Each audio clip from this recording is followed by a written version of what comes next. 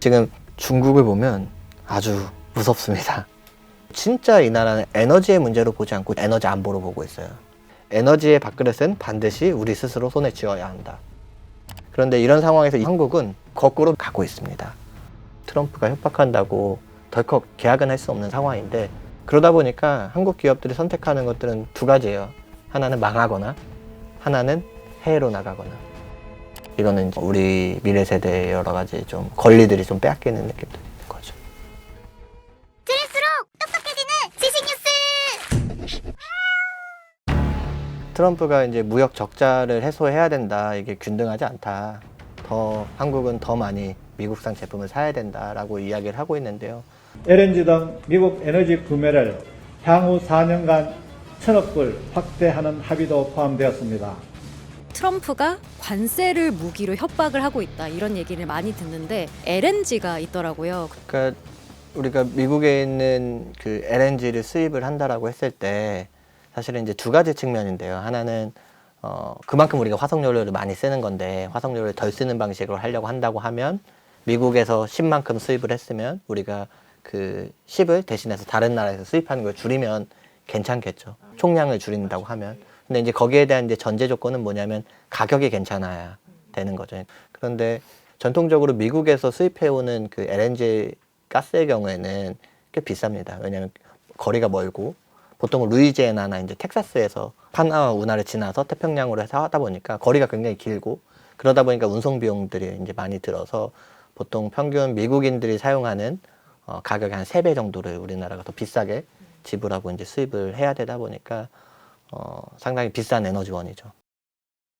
안녕하세요. 저는 에너지전환 포럼의 임재민 사무처장이고요. 기후위기에 대응하기 위해서 우리 연구하고 정책 제안하는 일들을 하고 있습니다. 사실 트럼프가 관세 그리고 미국이 가진 여러 각종 파워를 가지고 우리나라를 협박한 건 사실 처음은 아닙니다. 트럼프 정부 1기 때 2018년도죠. 미국이 에너지를 수출하고 미국산 석유와 LNG 가스를 이제 수출을 하면서 우리나라에도 좀 팔아야겠다 하면서 관세를 높이겠다. 또 그 당시에는 FTA 제협상이 있었거든요. 그래서 FTA 제협상을 하면서 흑자가 너무 많으니 미국산 에너지를 더 많이 수입해라. 그리고 농축산물도 더 확대해라 라는 요구를 했고요. 또 2019년도에는 어떤 일들이 있었냐면 방위비 제협상을 하면서 LNG나 이제 에너지 수입을 늘리라라는 요구를 좀 했었고요. 그래서 실제로 우리는 이 시점부터 미국의 원유와 LNG를 굉장히 많이 수입하기 시작을 했고요. LNG의 경우에는 2017년도에 한 195만 톤 정도였는데 이제 현재는 약 564만 톤까지 수입을 좀 하고 있습니다. 그런데 이제 이거는 1기 때 협상하고 그 다음에 우리가 이제 수입했던 내용들이고요. 현재는 그거보다 더 많이 수입하라라고 좀 요구를 하고 있습니다. 알래스카 LNG의 얘기가 나오더라고요. 근데 이 문제 같은 경우는 단순히 수송 거리가 더 멀어진다라는 거 말고도 더 어떤 문제가 좀 있는 건가요? My administration is also working on a gigantic natural gas pipeline in Alaska, among the largest in the world, where Japan, South Korea, and other nations want to be our partner with investments of trillions of dollars each. 그러니까 알래스카 LNG를 수입하는 것이 가지는 가장 큰 문제는 새로 가스전을 이제 개발해야 되는 상황입니다. 거기다 이제 새로운 인프라도 짓고 또 LNG 가스터미널도 짓고 또 배관망도 좀 짓고 개발이 새로 들어가야 되는 상황이다 보니까 인프라 비용이 굉장히 첫 번째로 많이 되고 두 번째로는 기후가 굉장히 혹독합니다. 굉장히 추운 상황에서 여러 이제 공사들을 해야 되다 보니까 여러 이제 시공 비용이나 공사 비용이 굉장히 많이 들고 그렇게 인프라를 개발하고 나서 가스를 개발해서 우리나라로 좀 가져와야 되는 상황이다 보니까 사실 리스크가 크죠. 그리고 가격도 좀 높을 가능성도 크고요. 그리고 또 시간이 걸리고 양이 많다 보니까 이제 미국에서 좀 요구하는 것들은 장기 고정 가격으로 좀 계약을 해달라. 그러니까 가스 개발하는데 돈도 많이 들고 시간도 많이 들었기 때문에 또 양도 많기 때문에 미국에서 제일 중요한 건 이거 누가 사줘야 되거든요. 가스전을 개발을 했는데 사줄 사람이 없으면 가스전을 개발을 할 수가 없잖아요. 근데 문제는 지금 알래스카 쪽에 그 가스가 없어요. 그러니까 가스가 없다라는 게 개발된 가스, 알래스카에서 쓸 수 있는. 그러니까 개발을 좀 해야 되는 상황인데 대규모로 개발해야 단가도 떨어지잖아요. 그러니까 그거를 대규모로 좀 사줄 소비자도 좀 필요한 거죠. 비즈니스적으로. 미국이 가지고 있는 자원, 화석 연료가 있는데 이걸 최대한 잘 팔아먹어야겠다라는 관점으로 접근하고 있는 거죠. 근데 미국이 그 소비자로 보고 있는 주요 이제 타겟이 한국인데. 한국, 그리고 일본, 대만입니다. 그래서 한국, 일본, 대만이 알래스카에서 대규모 가스전을 개발을 하면 그것을 사주겠다라는 의사를 표현을 해야 그 가스전을 개발할 수 있는 거죠. 펀딩 같은 거네요. 그렇죠. 내가 앞으로 이걸 개발할 건데 너가 얼마에 사줄 것인지에 대해 약속을 해. 그럼 내가 개발을 시작을 할게. 이런 약속을 받고 싶은 거죠. 미국 입장에서는 확답을 받기 전에 개발하기 어려운 거죠. 왜냐하면 개발을 해놨는데 사가는 사람이 없으면 그냥 돈만 쓴 거잖아요. 그리고 또 그런 것들을 사가는 누군가가 있어야 은행에서 펀딩을 해줄 수 있는 거죠. 그런데 한국 입장에서는 사실 거기에다 덜컥 계약을 할 수 없는 거죠. 이게 가격이 얼마인지, 또 몇십 년에 걸쳐서인 건지, 또 우리가 해야 되는 역할은 뭔지, 책임은 뭔지, 계약 의무 조항은 뭔지, 또 그걸로 인해서 우리가 가질 수 있는 좋은 장점들은 뭔지. 사실 이런 것들이 보장되지 않고 계약 조건들이 없는 상황에서는 덜컥 트럼프가 협박한다고 계약은 할 수 없는 상황인 거잖아요. 그리고 또 우리나라는 2050년까지 더 이상 화석 연료를 사용하지 않고 탄소 중립을 하겠다. 이제 남은 시간이 많지 않습니다. 2025년이니까 25년 정도 남은 거죠. 그런데 그 2050년까지 탄소 중립을 하려고 하면 이제 석탄 발전소도 이제 그만 운영을 해야 되고 LNG 발전소도 마찬가지로 이제 그만 운영을 해야 되는데 알래스카 가스전을 개발을 하다 보면 뭐 5년 이렇게 시간이 지나고 하면 2030년이고 그때부터 또 장기 고정 가격을 해서 20년 이상 계약을 맺는다고 하면 우리는 더 이상 이 가스를 쓰지 않는데 대용량의 가스를 수입해야 되는 상황이 되는 거죠. 그러니까 우리나라의 에너지 정책, 탄소 중립 정책과도 사실은 잘 맞지 않는 상황이고 이제 그런 것들 이제 강매라고 해야 되나요? 강매를 당하고 있는 거죠, 사실은.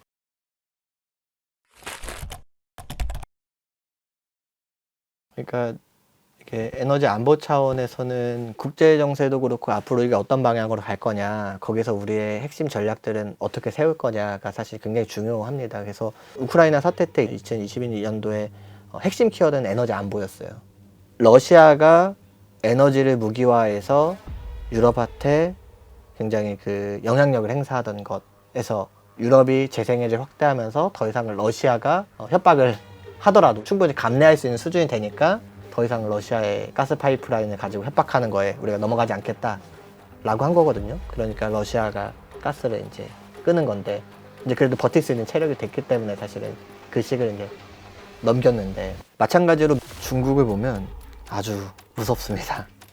그러니까 무서울 정도인데 사실 중국은 이 에너지 전환, 청정 에너지 산업을 단순히 에너지의 문제로 보지 않고 진짜 이 나라는 에너지 안보로 보고 있어요. 왜냐하면 중국이 최대 에너지 수입국이거든요. 근데 중국이 수입하는 나라들을 보면 중동 그리고 미국이에요. 근데 미국은 사이가 안 좋죠. 중동은 미국이 영향력을 행사하죠. 미국과 중국의 그 안 좋은 관계들이 있으면 미국의 에너지를 끊을 수도 있는 거죠.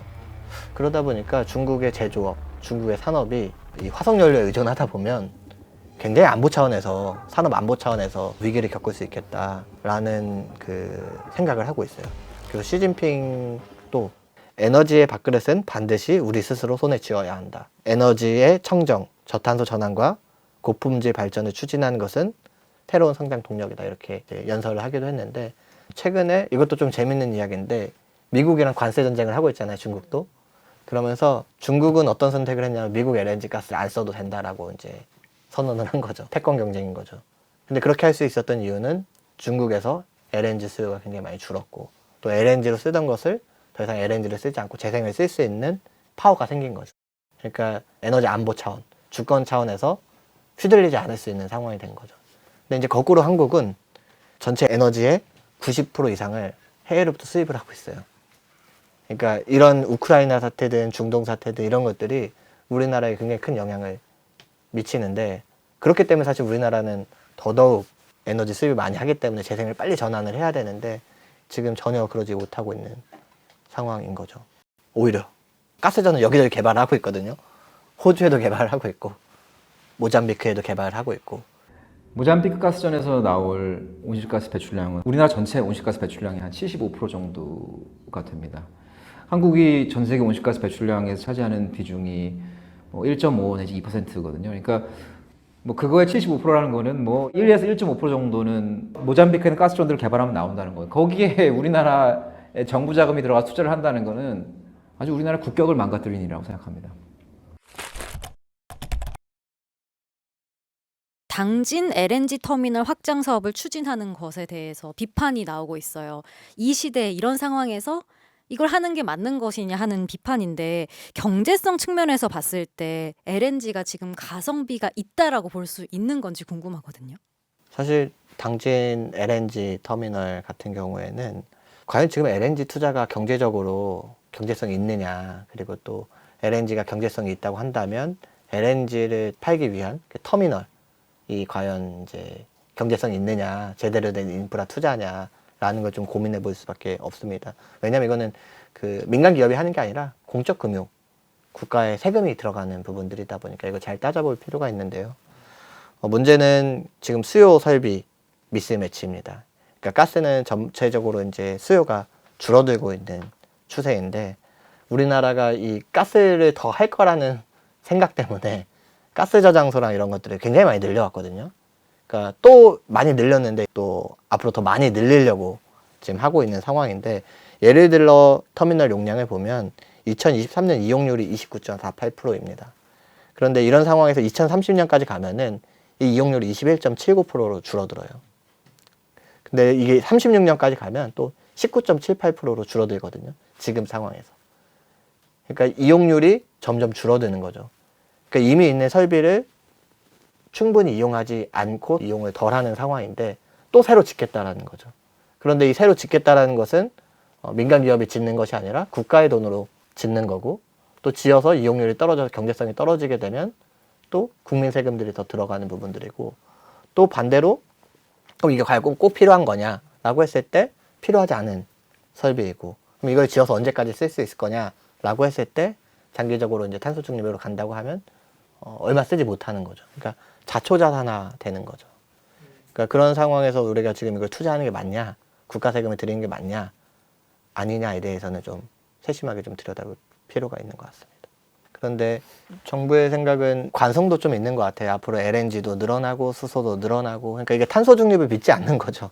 탄소 중립 정책보다는 가스가 더 늘어날 거라고 좀 생각하는 부분, 현재의 수요를 좀 고려해서 앞으로 이제 탄소 중립 정책을 이행하면서 가스가 전반적으로 줄어드는 게 아니라 우리나라 늘어날 수밖에 없다. 정부 공기업이 오히려 정부 정책을 불신하는 거 아닌가라는 좀 의심이 들고요. 과거에 중부발전이 보령의 LNG 터미널을 건설을 하겠다. 석탄 발전소가 폐쇄되면 이제 석탄을 안 돌리게 되니까 대신에 우리는 LNG 발전소를 여기다 건설해서 돌릴 거야 라고 계획을 수립하고 거기다가 이 LNG 발전소 돌리기 위해서 LNG 터미널을 지어달라고 요구를 했어요. 허가를 신청하고. 근데 이게 취소됐거든요.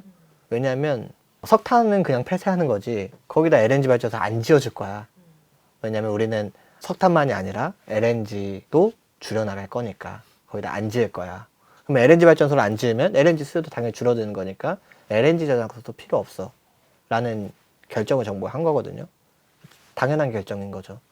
근데 이제 이게 우리가 볼 땐 되게 당연한 결정이라고 생각하는데 중부발전도 그렇고 가스공사도 그렇고 새로운 잘못된 투자, 잘못된 인프라 개발들이 계속 이제 시도들을 하고 있는 거죠.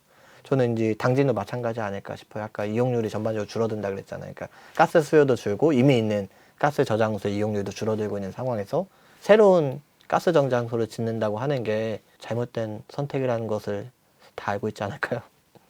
정부가 그런 결정을 좀 해야 된다고 생각합니다.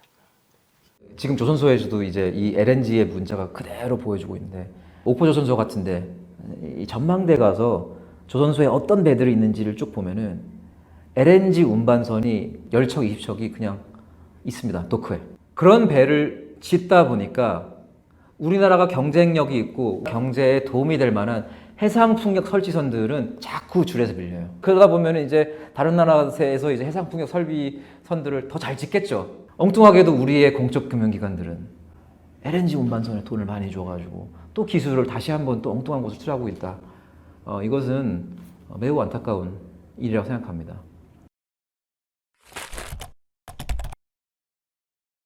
근데 LNG가 우리말로 풀면 액화천연가스잖아요. 근데 여기 천연이란 단어가 들어가다 보니까 왠지 환경에도 나쁘지 않지 않을까 이렇게 생각하는 분들이 많을 것 같거든요. 실제로는 좀 어떻습니까?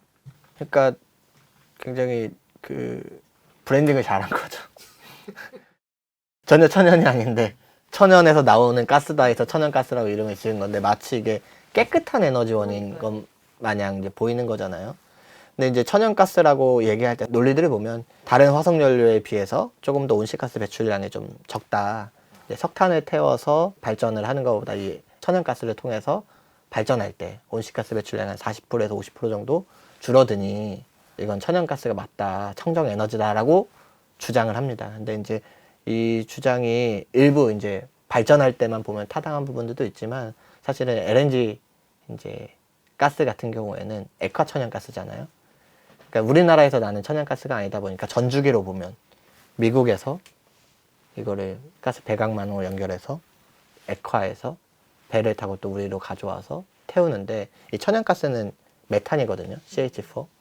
그러니까 그냥 온실가스 배출한 CO2보다 80배 더 강력한 온실가스인데 이게 굉장히 많이 다량 배출이 됩니다. 카본 누출이라고 하는데 전주기로 보게 되면 오히려 석탄이랑 온실가스 배출이랑 비슷하거나 특정한 경우에는 오히려 더 배출이 많기도 합니다. 그럼 우리가 말하는 아리백에는 포함이 안 되는 거죠? 당연히 안 되죠. 그래서 심지어 아리백이 포함이 안 되는 것뿐만이 아니라 이 가스 사업하는 사업자들이 나는 아리백 할 거예요 라는 거 아리백 가입해 주세요 라고 해도 거절을 당합니다.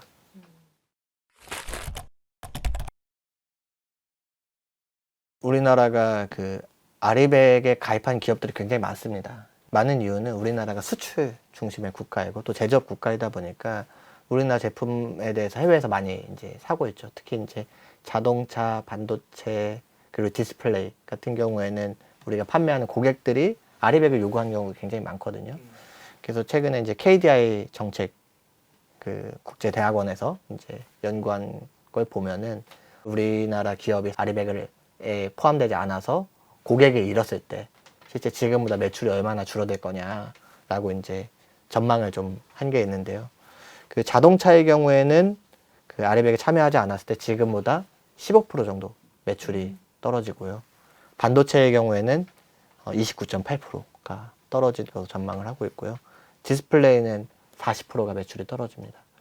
그러니까 이 기업들의 매출이 이거는 이제 영업이익도 아니고 매출이 만큼 떨어지는 거니까 엄청나게 떨어지는 건데 사실상 살아남기 어렵다는 거죠. 근데 이미 전 세계적인 추세는 바뀌고 있다고 들리고 결과가 뻔하다라고 지금 수치를 보면 저는 들리는데 그럼에도 불구하고 우리나라가 빠르게 좀 전략을 안 바꾸는 데는 어떤 구조적인 이유가 있는 건지 정책적인 요인이 있는 건지 그 이유가 뭔지 궁금해요. 그러니까 두 가지인데 하나는 천연가스를 왜 이렇게 좋아하냐. 왜 이렇게 한국만이 아니라 모잠비크, 미국 이런 데서 개발하고 또 그걸 사오려고 하느냐라는 화석연료 중독의 측면이 하나가 있고 다른 한 측면은 그럼 왜 이렇게 재생에너지를 잘 안 들리냐. 그 재생에너지 써서 기업의 경쟁력을 강화해야 되는데 이 두 가지 측면인데요. 이제 첫 번째 측면으로 보면은 사실 우리나라가 화석연료를 수입하는 산업에 대해서 굉장히 탄탄하게 공급망을 지금까지 만들어 왔어요. 그러면 한국은 왜 계속해서 이런 일을 투자를 하느냐? 익숙하니까. 그간 이거 해왔으니까. 아, LNG가 필요하구나. 이게 없으면 에너지 시스템이 유지가 안 되는구나 하고 괜시리의 믿음이 생기는데 실제로 국제에너지기구가 매년 집계하는 신규 발전 부문 투자의 상당 부분은 가장 압도적으로 많은 것은 재생에너지와 개통에 대한 투자입니다. 그런 와중에 옛날 기술에 우리나라 정부 관료들이 집착하고 있다는 것은 아주 부끄러운 일이라고 저는 생각합니다. 다른 측면에서의 이 재생에너지로의 전환은 사실은 우리나라가 구조적으로 어려운 점은 있어요. 뭐냐면 전력 소비는 굉장히 많은데 땅이 좁다 보니까 사실 재생을 빠르게 늘리기에는 좀 어려운 측면들이 있고 그렇지만 또 한편으로는 재생에너지가 늘어나면 늘어나는 만큼 가스를 덜 써야 돼요. 근데 가스로 돈 벌어왔던 기업들이 많고 그러다 보니까 재생에너지가 빠르게 늘어나는 게 이 가스업계는 좋지 않은 거죠. 근데 문제는 구조적으로 재생에너지를 사업을 하고 있는 주요 기업들은 대기업들은 이제 가스 기업들이 많아요. 왜냐하면 가스 기업들한테 가스 발전만 하지 말고 일정 부분 재생에너지로 공급해라고 의무를 줬거든요. 그러다 보니까 그 기업들이 가스 사업도 하고 재생의 사업도 하는데 전체로 돈 버는 걸 보면 가스가 좀 더 돈이 되는 거죠. 근데 이건 이제 에너지 업계에서 에너지 기업들의 이야기고 제조업은 다르죠. 국제 경쟁력을 갖추기 위해서는 재생에너지 써야 되는데 이 에너지를 공급하는 기업, 국가가 재생에너지를 저렴하게 싸게 만들어주지 않으니까 못 쓰고 있는 상황인 거죠. 네. 그러다 보니까 한국 기업들이 선택하는 것들은 두 가지예요. 하나는 망하거나 하나는 해외로 나가거나. 해외로 나갈 수 있는 기업들은 그나마 경쟁력이 있는 기업들이죠. 근데 이제 해외로 나가지 못하는 기업들은 이제 고객들을 잃고 사실 이제 매출이 줄어드는데 당장 지금의 영향은 있지는 않습니다. 요구를 받고 있을 뿐. 근데 2030년이 되면 그때부터는 아리백을 하지 않으면 이제 수입하지 않겠다라고 하기 때문에 영향이 점점점 커질 거고 망하거나 아니면 해외로 떠나는 기업들도 점점 많아질 거라고 보입니다. 잘하고 있는 기업들은 해외로 나가면 되죠. 근데 이제 문제는 뭐냐면 예를 들어 반도체 기업이 아리백을 해야 되잖아요. 그러니까 아리백을 하지 않으면은 이거를 이제 납품을 못 하니까 그러면은 선택할 수 있는 것은 아리백을 할 수 있는 곳에 공장을 짓는 거죠.